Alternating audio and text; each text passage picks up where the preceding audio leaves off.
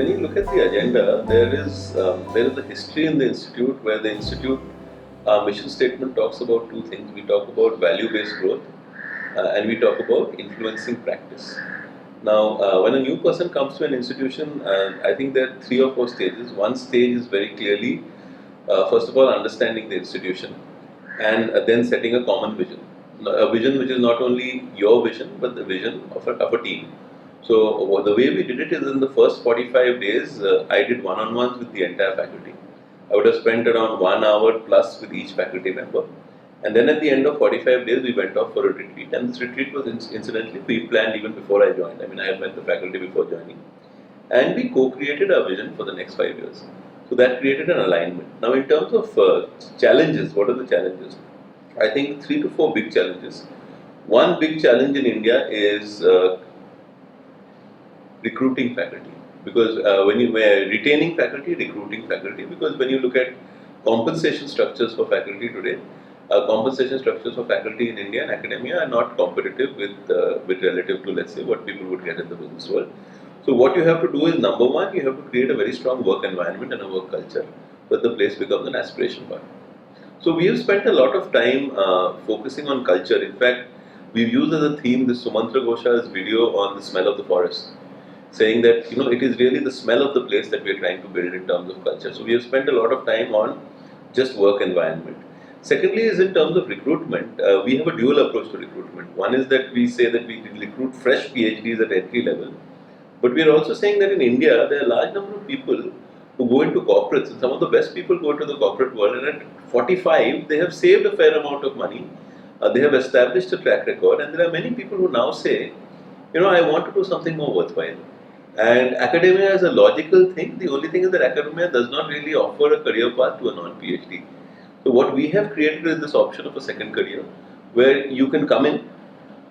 You will obviously take a short-term salary dip, but you come in. Academia is a career you can pursue for 20 years.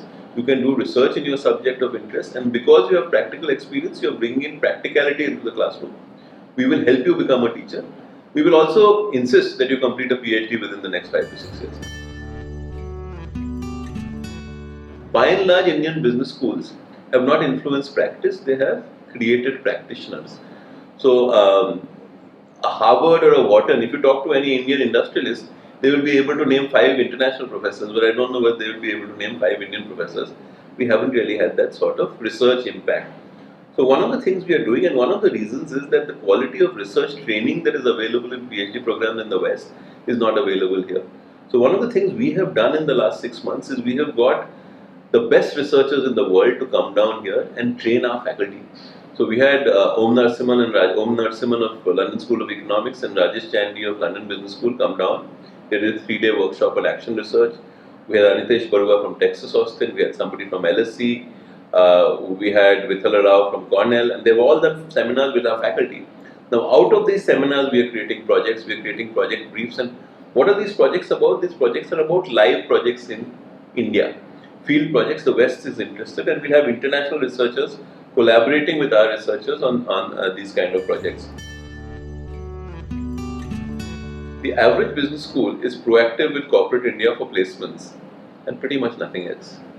So what we are saying is we are going out, and we've just started this. We've gone out, and the faculty has gone out. We've met around 4 or 5 corporates, essentially saying we want to partner with you.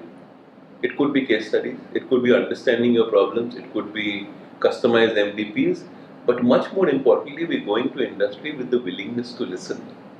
And we are also saying that if required to make my faculty more current, my faculty are willing to go and work in industry for 2-3 months, and it's something I will encourage.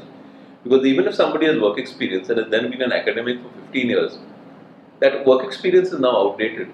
And I need to continually bring today's reality into my classrooms. Because Indian business is rapidly becoming world class. So the Indian academia needs to accompany them along this journey and partner with them along this journey.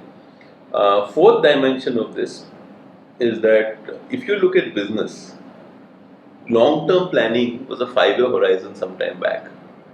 Today, if you look at business, many businesses will tell you, hey, my long term is 1 year, right? And the challenge for that is as simple as this, that surely there must be 2-year issues and 3-year issues which business is not looking at. It's a role for academia to play. We are paid to think. So, are we working with business to research these issues?